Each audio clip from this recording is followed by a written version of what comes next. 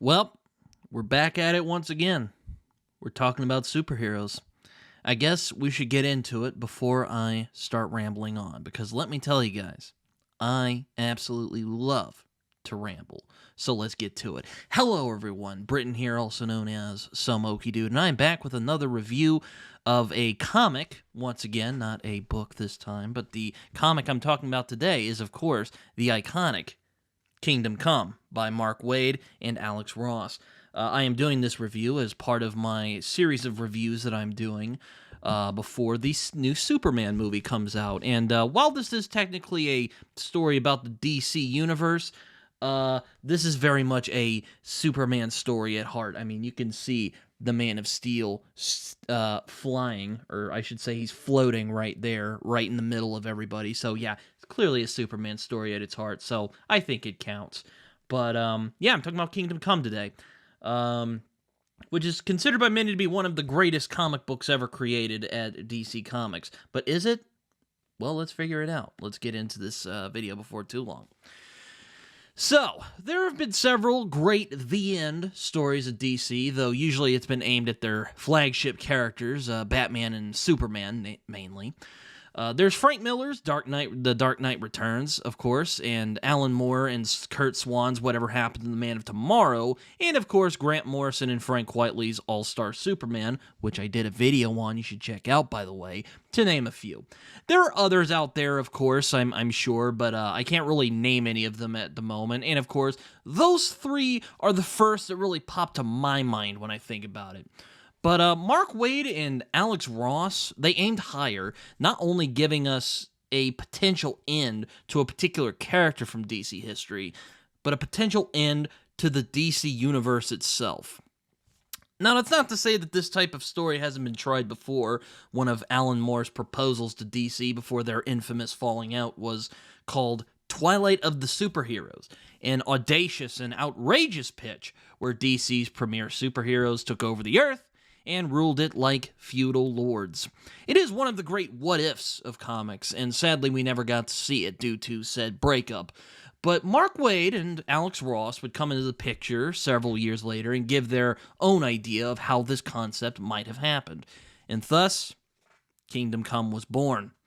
While Mark Waid has done some great work with the big two superheroes, I find it's DC where his heart truly lies. He really loves the characters and world of DC, and I find that DC really complements his sensibilities as a writer. And he's demonstrated it time and time again how much he loves these characters in this world throughout his work. But I think he does it best in Kingdom Come. Now, that's not to say this book is mere nostalgia, because I think Waid proves to be a far smarter writer than that. The narrative here is almost biblical in tone and offers a tale of a possible apocalypse, the Ragnarok of the DC universe, if you will, or the other word that is often used with Ragnarok. I'll just put it up here so you guys can see, because I can't pronounce that word, unfortunately. It's in German. I can't speak German very well.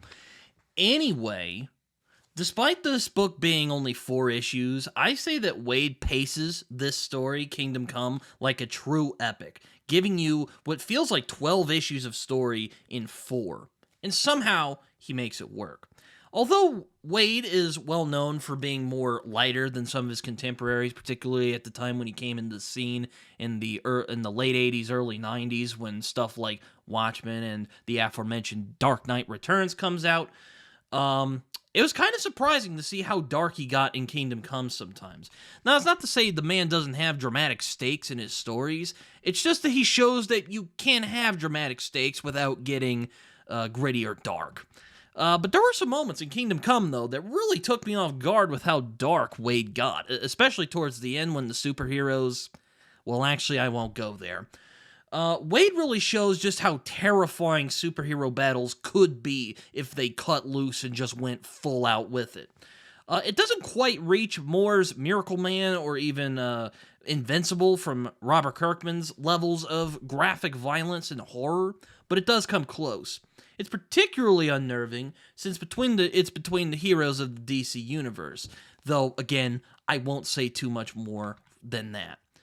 But with that said, I find the real superstar of this book is Alex Ross. And I mean, you could definitely see it. He is the one who illustrated this. And he also did a rare interiors for this book. And he is absolutely fantastic. In many ways, I feel like Kingdom Come is his baby. I mean, it was initially his idea before Mark Waid came into the picture, just as much as it is Waid's. And while I wouldn't say Alex Ross is one of my favorite comic book artists of all time, I would definitely be remiss to not give him his due as one of the greatest artists in comic book history. I mean, with respect to Marvel's, I still think that Kingdom Come is Waid's magnum opus as an illustrator. I mean, just look at that. I mean, that is absolutely magnificent. I can't even I just cold sweat at the I just feel cold sweats at the time and effort that this art must have taken to put out. I mean, my God, this was a 4-issue miniseries, and from what I recall, I think it was like 48 pages each, so they were given a little more leeway and giving up some in time. That means but he's a really magnificent artist. I mean, look at that, absolutely incredible. I really like just how epic Ross makes his superheroes look. I mean, I remember that Amanda Conner, who's a real famous colorist in comics, once described Ross's depiction of superheroes as Olympian gods, and I definitely agree with that sentiment. I mean, Ross really knows how to make superheroes look awesome. I mean, again, let me just show you some illustrations. What are some of my favorites? Let me see. Oh, I went a little too far. There you go, right there. Oh yeah, right there. Looks amazing. Let me just get some other ones. No. There we go. Here's probably the money shot of the whole thing. I mean, my God, look at that. Absolutely fantastic. Anyway, but Ross really knows how to make superheroes look awesome, and that's exactly what he does here. I mean, you can just tell from the cover here. I mean, it just looks magnificent. Ross's superheroes are larger than life, mythic, almost godlike, like she mentioned before. And under Ross's pen, I mean, superheroes truly are the new myths that everyone is always talking about. The one that was promised to us when DC first came into the scene in the late 30s. But despite this being a story about the DC universe, like I said before, at its heart, it's a Superman story. And I mean, how can it not be? I mean, aside from Batman, he really is the center of the DC universe. And I don't think DC would really exist as it does today if it wasn't for Siegel and Schuster's original idea of a man who could fly. Yet, this is a much different Superman. This is a Superman who has suffered. This is a Superman who is unsure how to deal with a world that seems to have moved past him. Now, Waid never stoops to making Superman into a sourpuss or a psychotic murderer, Zack Snyder. And he definitely feels colder. He's definitely, I mean, not angry. He's not angry, but he definitely is sad. He's not really in the best place. He's not really in the best place emotionally in this book. And he's not alone in that, to be fair. Many of the classic superheroes are also dealing with this dilemma of a world that seems to be kind of moving past them, seeming to find them to be outdated, if you will. But Superman is really the heart of the story, as I said before. Waid makes the wise choice of creating a jaded Superman, but not making him into a cynic or somebody who is he's not really angry as much as he's disappointed. Disappointed that after all he's done, all the sacrifices he's made, the people still chose the anti-hero Magog over him. But to be fair, he is still Superman at the end of the day, and he will save the day if need be, because that is who he is at his core. Even if he doesn't always like it. Particularly in this story, he doesn't always like it. Oh, man, he goes to the ringer in this story. Yet, what I think makes Kingdom Come truly masterful, what really gives it its reputation as one of DC's best, is that Waid and Ross give this story the ending that it deserves. I mean, the climax and resolution of Kingdom Come is among the finest I've ever encountered in comics, superhero comics, and just comics in general. It's an ending that resonates and tells us why these classic DC superheroes will endure as long as they exist. It's also just deeply moving and empowering in its message about how, even in our darkest hour, there is always hope. And if ever DC came to an end, this is how I imagine it would go out. Everything that has been said, that could be said, has already been said by the end of Kingdom Come. Nothing else really to add. It does make me wish that they hadn't followed this up, as I feel like Kingdom Come really stands on its own as its own story. But unfortunately, that's just the nature of the beast that is mainstream superhero comics, as it often is. Many people are content to describe Kingdom Come as a repudiation of the Dark Age of comics, as they called it, and grim and gritty 90s anti-heroes. And don't get me wrong, that is only partly the case. And there is a lot of mockery of those kind of Cable / Deadpool / basically anything Rob Liefeld touched. Spawn, that's Todd McFarlane.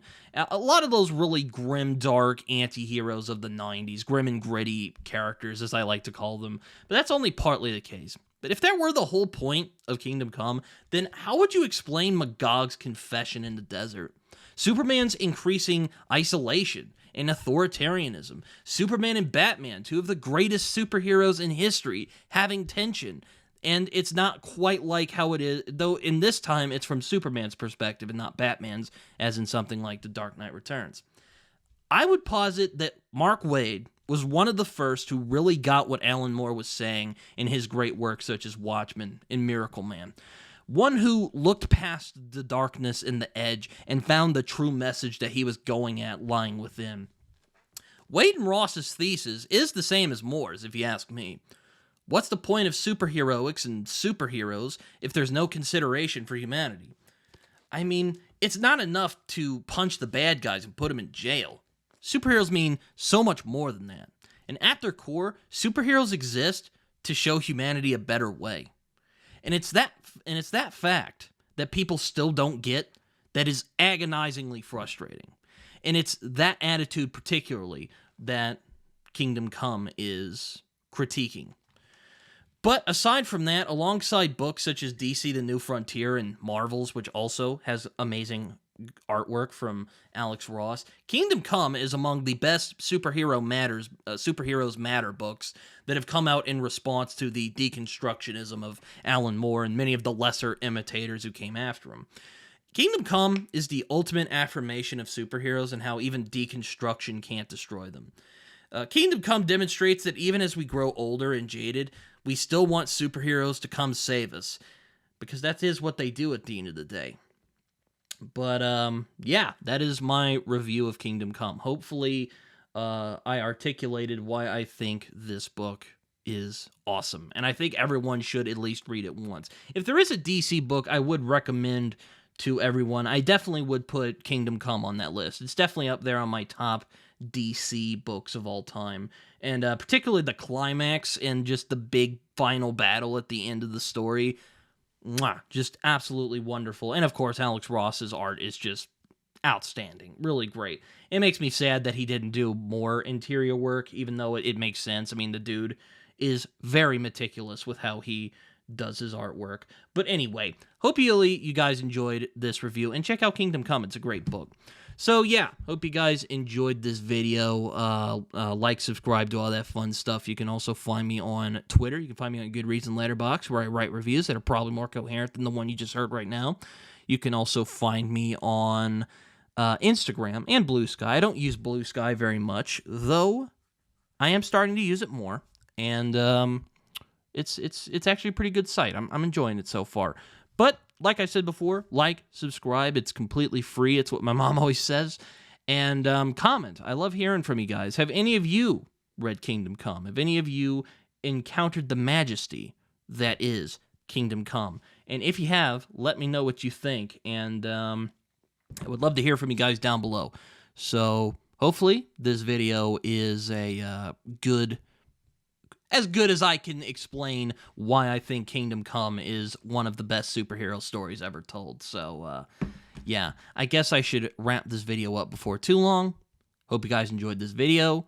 Let me know what you guys think down below. Until next time, I've been Britton. See you guys later. Bye-bye.